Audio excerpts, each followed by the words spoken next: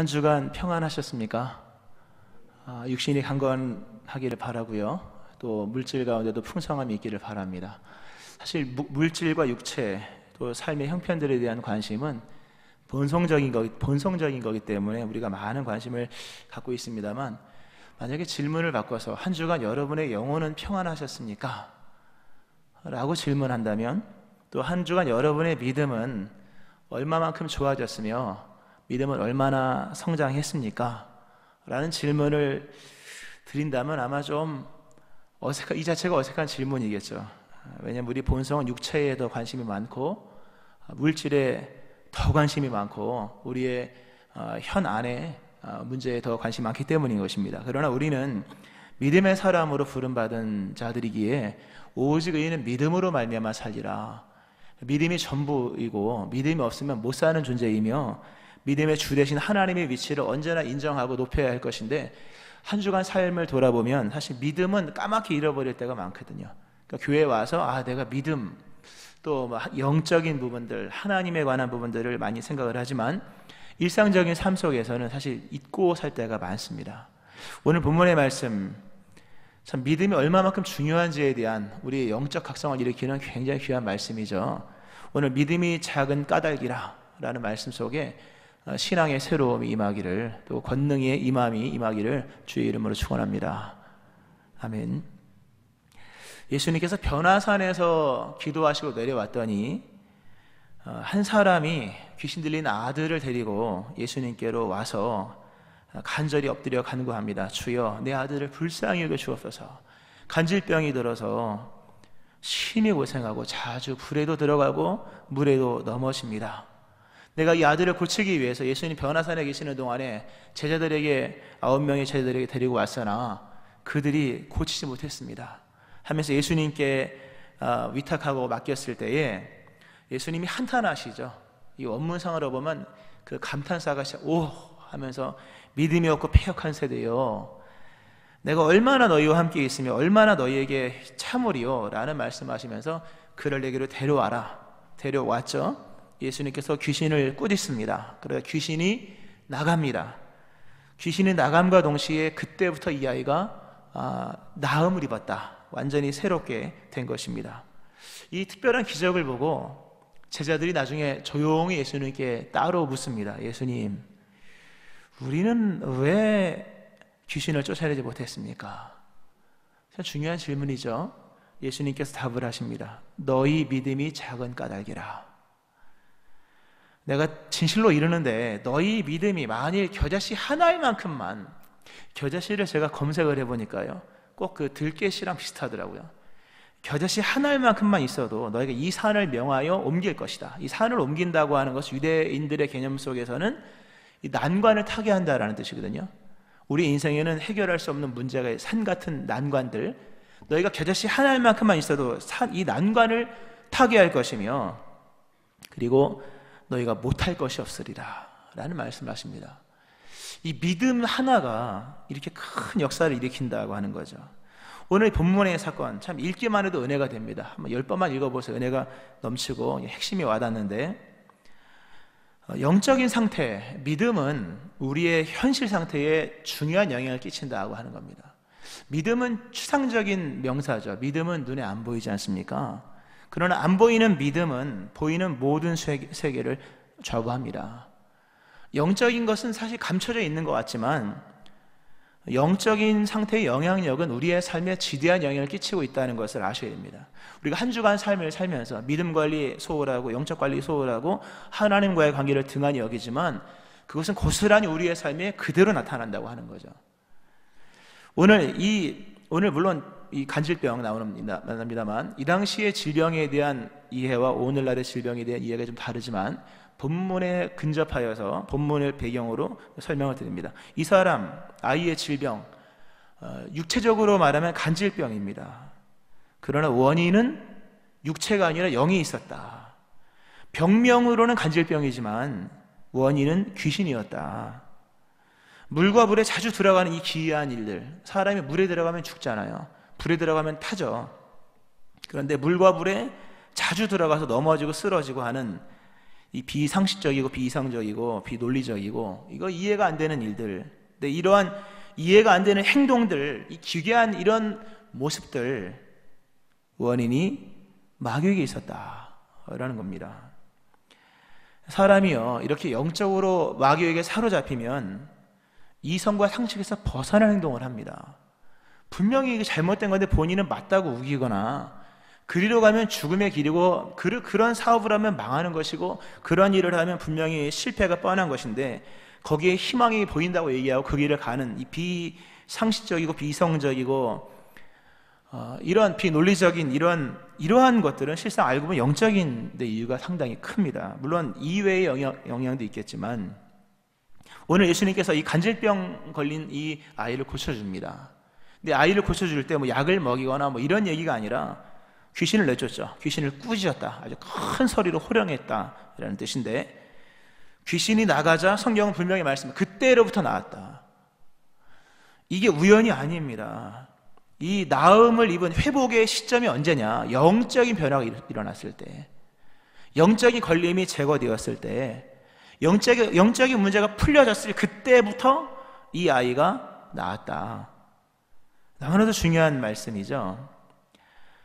질병으로 인해서, 간질병으로 인해서 피해는 육체가 있고 물론 정신적 피해도 있지만 그러나 치료는 영적인 데 있었다는 거죠. 이 나타나는 현상, 물에 뛰어드는 현상 육체적인 것이지만 예수님은 영적 접근을 하셨다는 사실입니다. 영적인 변화를 일으키면 삶이 달라집니다. 믿음의 변화가 일어나면 삶의 변화는 자연적으로 일어나게 되어 있습니다. 영적 승리가 있고 나서야 현실의 문제도 해결된다는 것을 우리는 기억을 해야 됩니다. 특별히 오늘 이 본문은 요즘 사람들이 읽으면 무슨 뜬금없는 얘기냐, 무슨 귀신 얘기냐, 영적인 얘기냐 이렇게 접근을 하겠지만 성경을 보세요. 이런 영적인 얘기가 얼마나 많은가. 예수님은 오늘 우리가 옮겨야 될 산의 문제, 난관, 우리가 해결해야 될 난관의 문제, 또는 우리가 마땅히 해야 되지만 하지 못하고 있는 이런 불가능에 직면한 이런 문제들에 대한 원인을 영적인 데 두면서 눈을 뜨게 하고 있다는 겁니다. 영적 대립의 구도 속에서 믿음의 중요성을 부각을 하는 거예요. 우리의 믿음은 천국 가는 게 당연히 중요하죠. 하나님의 자녀로 살아가는 중요하지만 이 땅을 살아가는 동안 이 땅에 우리만 있는 게 아니잖아요. 악한 사단의 세력도 있는 거지 않습니까? 땅을 밟고 살아가는 동안에 우리가 끊임없이 대립 구도로 생길 수 있는 영적인 부분에 대한 얘기를 하면서 우리 각자의 인간의 어려움이 있지 않습니까? 삶의 어려움들, 난관의 배후에 뭐가 있는지를 알아라.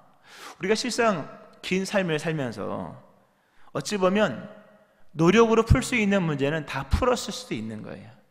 지식으로 풀 수 있는 문제는 어쩌면 다 풀 수 있는 문제 풀어졌을 겁니다. 돈으로 해결할 문제, 물론 갚을 빚은 많이 있지만 그건 돈으로 해결할 수 있는 문제이기 때문에 돈 열심히 벌면 되겠죠. 물론 돈 버는 건 쉬운 것은 아니지만, 그러나 오늘 본문 속에서 이 아이의 문제, 이 가정의 문제는 돈을 더 많이 번다고 해결할 수 있는 문제가 아니고, 책을 몇 권 더 읽는다고 해서 해결될 문제가 아니고, 운동한다고 해결될 문제가 아니었다는 겁니다. 예수님 우리에게 말씀하십니다. 너희 인생의 난관의 배후에 무엇이 있는가를 돌아봐라. 그 풀어지지 않는 그 난관들, 옮겨야만 하지만 옮겨지지 않는 그 산 같은 흠쩍도 안 하는 문제 배후에는 영적인 문제가 있다. 우리가 못할 것이 없으리라 본문에, 반대로 말하면 못하고 있는, 우리가 해야 되지만 못하고 있는 일에 배후에 뭐가 있느냐? 사단의 방해가 있다는 것입니다. 우리가 이런 부분을 인정을 해야 믿음의 영역이 넓어집니다. 성경을 보면 오늘 본문도 그렇고 귀신 얘기가 참 많이 나옵니다. 또 마귀 얘기도 나오고 참 많이 나와요. 본문도 나오고 뭐 수로보니 여인도 나오고 뭐 많습니다. 귀신 얘기 많이 나오는데 성경에 나오는 그 많던 귀신들은 다 어디 갔을까? 지금 현대를 살아갈 때 그 많던 귀신들 다 어디 갔으면 마귀는 어디 갔을까라고 하는 거예요. 이게 새로운 영적 접근이죠. 아니면 새로운 것이 아니라 당연히 있어야 될 영적 접근인 것인데 그 많던 귀신들은 어디 갔을까? 분명히 성경에는 읽어보면 한 서너 장 사이에 귀신 얘기 하나씩 나오는데 지금도 있죠. 어디 갔을까? 다 숨었죠. 숨어서 역사한다는 거예요. 그러나 숨어서 역사하지만 역사는 실체로 나타난다고 하는 겁니다. 성경에 보면 이런 말씀이 있습니다. 사탄은 광명의 천사로 자기를 과장한다. 마귀는 마귀로 나타나지 않아요. 광명의 천사로 가장한다. 이 가장한다라는 뜻이 개조하다, 변형시키다, 모양을 바꾸다. 귀신은 지금도 역사하죠. 당연히 마귀도 역사하죠. 근데 어떻게 역사하느냐? 안 보이게 다 개조하고 변형하고 모양을 바꿔서 우리 오늘날 현대를, 물질 세계를 살아가고 경제 관점으로 살아가는 사람들의 눈에 안 보이게 변장하고 있다는 거죠. 성경 그런 말씀이 있습니다. 우리의 싸우는 무기는 육신에 속한 것이 아니라. 영적 싸움은 육신에 속한 것이 아니에요. 힘세다고 영적 싸움 승리하는 것도 아니고 책 몇십 권 읽었다고 해서 되는 게 아닙니다. 우리의 싸우는 무기는 육신에 속한 것이 아니요 오직 어떤 견고한 진도 무너뜨리는 하나님의 능력이라. 모든 이론을 무너뜨리며 하나님을 아는 것을 대적하여 높아진 것을 다 무너뜨리고 모든 생각을 사로잡아 그리스도에게 복종하게 하니라는 말씀이 있습니다. 사도 바울이 참 영적 전쟁을 현대적으로 풀어줬어요. 영적 전쟁은 그냥 이렇게 나타난 귀신의 현상으로 얘기하는 것이 아니라, 물론 나타나는 귀신의 현상도 지금도 있긴 합니다만 지금은 다 숨었거든요. 숨어서 역사하는 시대인데 사도 바울이 아주 정확한 얘기를 합니다. 마귀는 견고한 진에 숨어 있다. 전통, 문화, 인습, 보편, 상식 잘 안 깨지는 거잖아요. 이런 것들 전통을 바꾸기 쉽지 않고, 문화, 인습, 상식, 보편, 이 기저에 마귀가 견고한 진을 숨고 있다는 거죠. 틀고 있다는 거죠. 또 수많은 잘못된 이론들, 잘못된 이론을 깨는 것, 영적 전쟁 승리하는 거죠. 오늘날 우리가 이론의 시대를 사는 거잖아요. 사상의 시대를 살고 지식이 주도하는 시대, 그리고 경제가 주도하는 시대를 살고 있는데, 상식과 사상과 사상사와 철학들 다 잘못된 이론, 여기에 마귀가 깔려, 귀신들이 깔려 있는 거죠. 알고 보면 6.25 전쟁, 2차 세계대전, 1차 세계대전, 또 지금도 두려워하는 그 어떤 무언가에 대한 전쟁들 다 잘못된 이론에서 나오는 거지 않습니까? 배후에 누가 있느냐? 마귀가 있는 거죠, 당연히. 세상에서 말하는 승리의 비결, 하나님 아는 지식보다 높아진 것을 무너뜨려야 된다. 세상에서 말하는 승리의 비결, 경쟁과 싸움, 수단의 타락, 이기기만 하면 된다, 막 짓밟고, 이러한 것들 다 이게 뭡니까? 우리 안에 있는 경쟁적 사고들, 사실 굉장히 무서운 얘기잖아요. 또 하나님 없는 인본주의적 생각들, 인본주의의 가장 큰 문제는 뭡니까? 결론이 좌절과 절망과 우울과 실패라는 거죠. 허무주의고, 인본주의로는 허무를 극복할 수 없잖아요. 그러니까 하여튼 이런, 우리가 이 영적인 부분들을 얘기할 때 성경에서 말씀하는 그 현상들이 지금도 나타나지만 시대가 많이 흘렀기 때문에 사단의 역사는 이렇게 견고한 지인, 잘못된 이론, 세상의 승리의 비결들, 또 하나님 없는 인본주의적 사고들 속에 깔려 있는 겁니다. 우리도 거기에 함께 종속이 되어 있든지 아니면 묶여 있든지 해서 일을 못하는 겁니다. 시도도 하지 못하고. 영적 싸움에 승리하셔야 돼요, 여러분. 승리하셔야 여러분의 삶 속에 산이 옮겨지고 지금까지 하지 못했던 일들이 일어나고 인생의 문제가 해결되는 겁니다. 문제 배후에 이런 영적인 세력이 있다는 것을 인지하시고 깨닫기를 주의 이름으로 축원합니다. 영적 변화가 일어나기 전까지 삶의 변화는 일어나지 않아요. 어쩌면 지금까지 일어날 변화는 다 일어나는 걸 수도 있어요. 지금부터 나머지 삶은 뭡니까? 영적 변화가 있어야지만 변화되는 세계일 수도 있는 거예요. 믿음이 좋아지고 영적인 새로움이 임해야지만 변화되는 영역들만 남아 있을 수도 있는 거예요, 실상은. 영적 싸움에 승리하셔야 삶의 변화가 일어납니다. 영적 싸움에서 승리를 하기 원하거든 믿음을 점검하셔야 돼요. 믿음은 영적 싸움에서 핵심이죠. 믿음이 달라지면 영적 싸움의 승리가 일어납니다. 영적 싸움의 승리가 일어나면 삶이 달라지죠. 오늘 제자들이 예수님께 물어요. 예수님, 왜 우리는 이러한 귀신을 쫓아내지 못했습니까? 그러니까 왜 병을 고치지 못했습니까? 왜 문제를 해결하지 못했습니까? 예수님께서 정확한 얘기를 하시죠. 너희 믿음이 작은 까닭이라. 믿음이 작다. 여러분, 믿음 작은 거 문제로 여기셔야 됩니다. 믿음 작은 거를 대수롭지 않게 여기는 시대의 풍조 참 많거든요. 믿음이 작은 것이 이렇게 큰 문제일 줄이야. 믿음을 관리를 하셔야 됩니다. 오늘 예수님께서 만일 내가 진실로 너에게 이르는데 만일 너희 믿음이 겨자씨 한 알만큼만 있어도, 참 이만큼의 믿음도 아니고 겨자씨 한 알, 들깨랑 비슷한 겨자씨 한 알만큼만 있어도 너희가 산을 옮길 것이며 난관을 타개할 것이며 못할 것이 없는데, 그만큼의 믿음이 없다는 얘기잖아요. 믿음 관리하셔야 돼요. 겨자씨 한 알만큼만이라도 있어야 됩니다. 이 겨자씨 한 알만큼의 믿음은 어떤 뜻일까? 두 가지가 있어요. 하나는 질량적인 의미이고 또 하나는 생명적 의미입니다. 차례대로 설명을 드릴게요. 겨자씨 한 알만큼만 있다, 이게 양을 무시하는 거잖아요. 이게 중요한 얘기입니다. 겨자씨 한 알만큼만 있다고 하는 얘기는 양적인 얘기는 그만하자. 신앙의 연수 얘기 그만하자. 믿음의 지식 얘기도 좀 그만하자. 질량적인 부분이라고 하는 거예요. 겨자씨 한 알만큼만 있어도 양을 무시하는 거잖아요. 뭐 이만한 믿음이 아니라, 산만한 믿음이 있어야 산을 옮기는 게 아니라 겨자씨 한 알만큼만 있어도 산을 옮긴다. 믿음은 양의 승부일 수도 있지만 질량적인 부분이에요. 오늘 너희 믿음이 적은 믿음 때문이라, 이게 성경에 단 한 번 표현된, 본문에서만 표현된 건데, 이게 믿음이 많고 적음의 문제가 아니라 믿음의 결핍을 얘기하는 겁니다.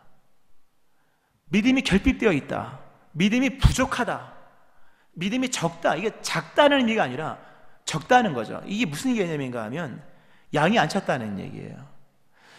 여러분, 그 씨앗은 작습니까? 큽니까? 씨앗이 큰 거 봤습니까? 모든 씨앗은 다 작잖아요. 씨앗이 뭐 주먹만한 씨앗도 없더라고 보니까. 뭐 커봤자 뭐 동전 크기 정도? 뭐 그보다 더 큰 씨앗도 있나요? 하여튼 씨앗은 크지 않아요. 그러나 모든 씨앗은 질량적으로 봤을 때 다 꽉 차 있습니다. 오늘 우리가 연수를 자랑, 난 믿음이 커. 큰 믿음이라 할지라도 병든 믿음에서는 좋은 열매를 맺을 수가 없습니다.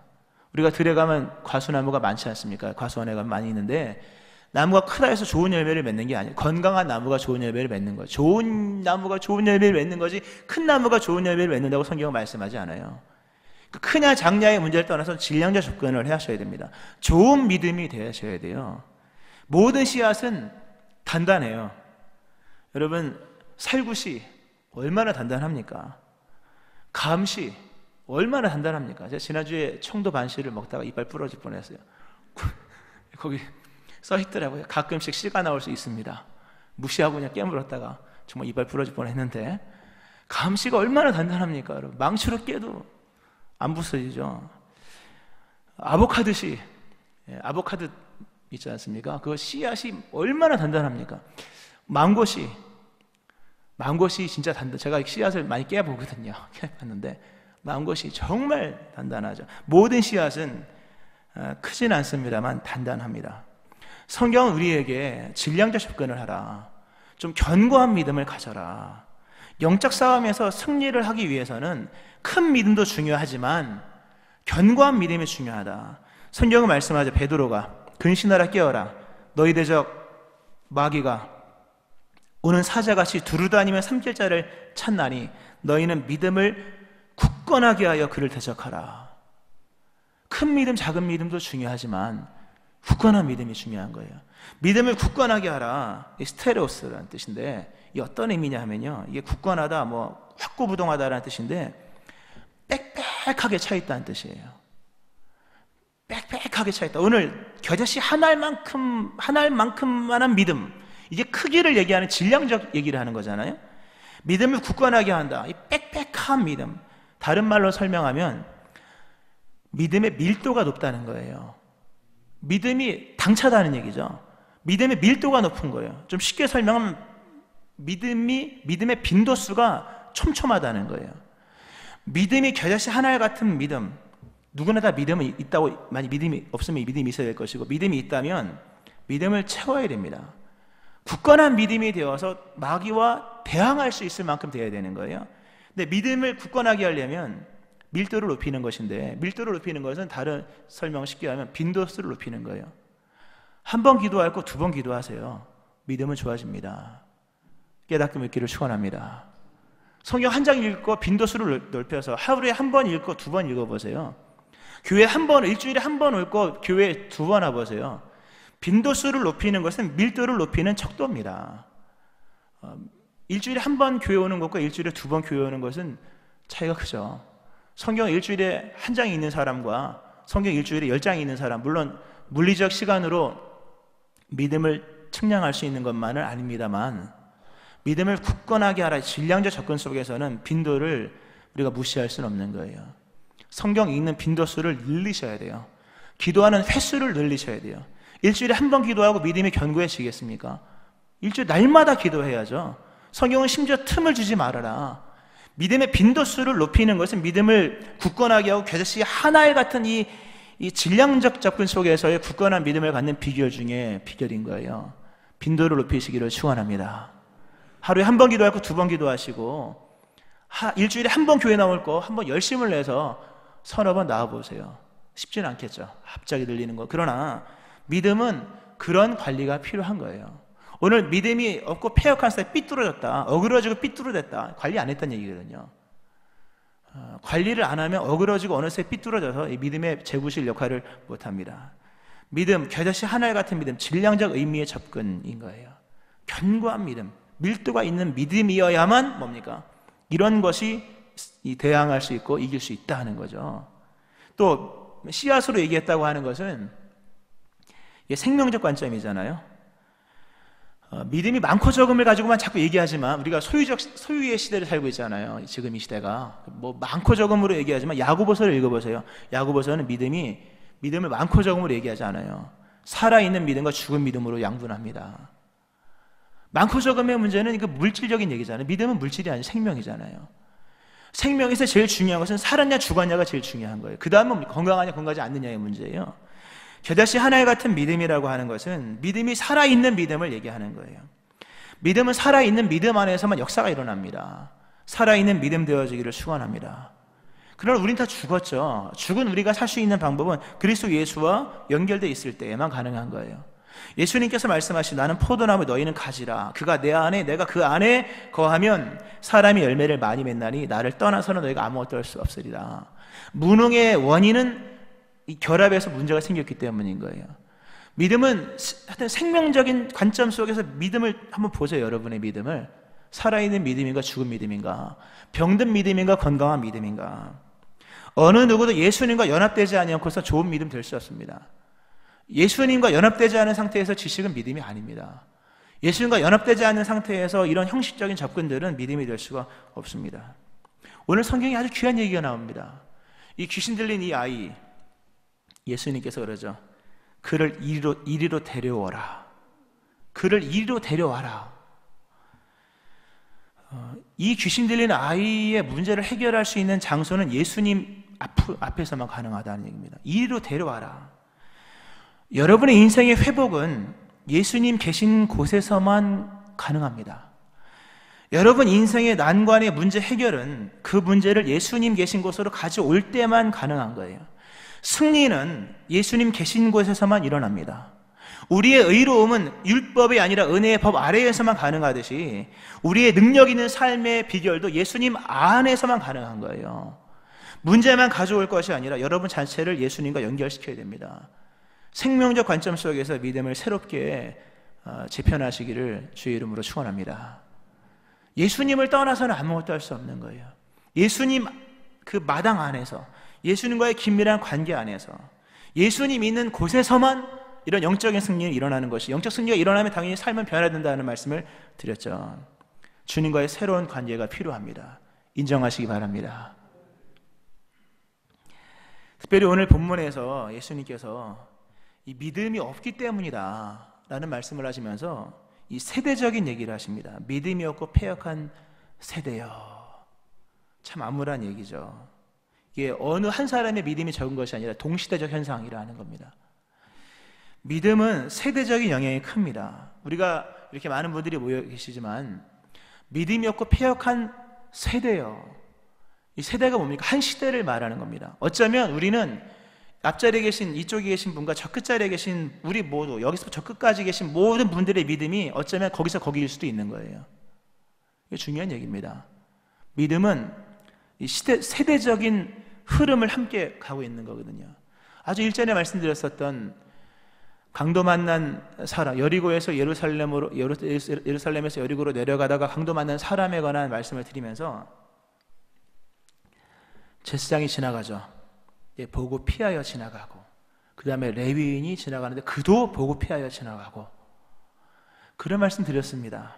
두 명이 지나갔는데 다 보고 피하여 지나갑니다.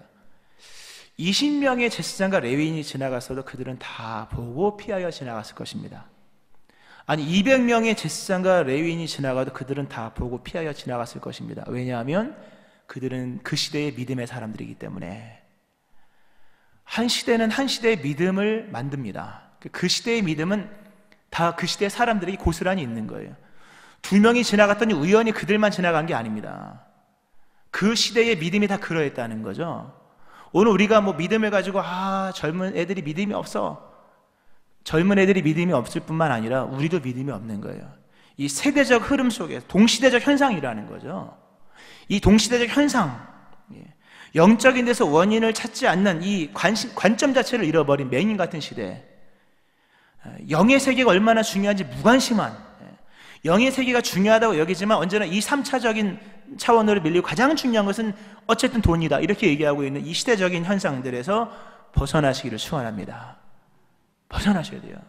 어쩌면 우리는 다 동일한 믿음일 수 있어요. 영적 관심 무관하고, 영적인 밀도가 빈약하고, 생명적 관점 속에서 믿음이 아니라 지식적 관점 속에서 믿음을 가지고 살아나는 이런 모습이 우리 안에 있을 수가 있다는 거죠. 벗어나셔야 돼요, 여러분. 이 세대의 풍조를 따르지 마세요. 성경에서 말씀하는 바를 따라 기도하시고 주님을 대면하는 시간을 자주 갖기를 주의 이름으로 축원합니다. 이런 변화를 줘야 되는 거죠. 말씀을 좀 맺으면서요, 우리는 믿음이 작다는 사실을 아무렇지도 않게 생각합니다. 믿음이 없다는 걸 알잖아요. 근데 믿음이 없다는 것을 아무렇지도 않게 여기는 거예요. 이게 이 시대의 풍조입니다. 나의 믿음이 성장하지 않고 있다는 것, 믿음은 죽을 때까지 성장하는 것, 그리스도의 장성한 분량 이럴 때까지 성장하는 것인데, 믿음 성장이 멈췄다는 부분에서 아무런 생각이 없는 거예요. 그러면서 문제는 해결되기를 바라는 거죠. 이게 뭔가 맞지 않는 얘기를 하는 겁니다. 믿음의 적음의 문제는 수많은 문제를 야기시킵니다. 믿음의 충만함은 반대로 엄청난 역사를 일으킨다고 하는 거죠. 더 이상 나에게 믿음이 없다는 부분을 이상하게 아무렇지도 않게 여기는 그 2세대 풍조에서 벗어나셔야 돼요. 믿음 없다는 것은 심각한 문제인 거예요. 믿음이 멈췄다고 하는 것도 심각한 문제인 것입니다.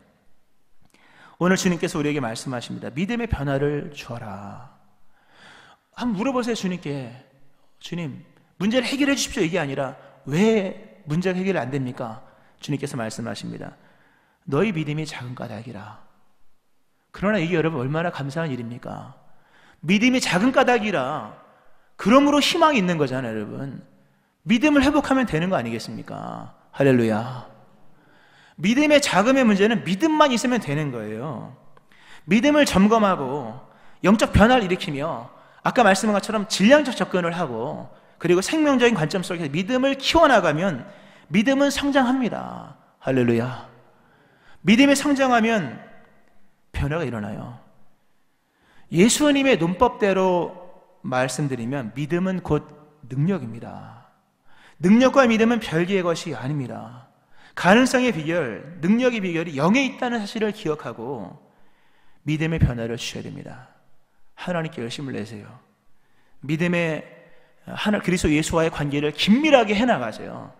믿음을 개념 속에 넣고 관리하셔야 됩니다. 한 주간의 삶은 돈 버는 삶이 아닌 거예요. 믿음의 삶을 사시기 위한 삶인 거예요. 주께서 말씀하십니다. 너희가 만일 겨자씨 한 알만큼만한 믿음이 있어도 산이 옮겨질 것이며 능치 못함이 없을 것이다. 믿음이 새로워지기를 바라고 산이 옮겨지는 난관의 타기가 일어나기를 바라고 더 나아가서 너희가 못할 것이 없으리라. 이런 놀라운 능력이 임하기를 그리스도 예수의 이름으로 축원합니다. 아멘. 기도하시겠습니다.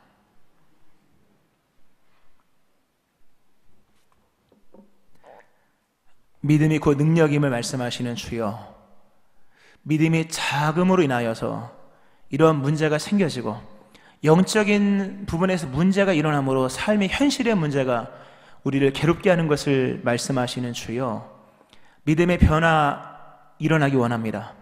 새로운 결단으로 주님께 나아갑니다. 믿음의 빈도수를 높이며 질량적 접근을 합니다. 충만한 믿음 되게 하여 주시고 생명이 왕성한 믿음 될 수 있게 하여 주옵소서. 겨자씨 한 알만큼만이라도 있는 믿음 되게 하여 주셔서 난관이 타게 될 수 있게 하여 주시고 못할 것이 없는 믿음에 능한 자 될 수 있게 하여 주옵소서. 예수님 이름으로 기도합니다. 아멘.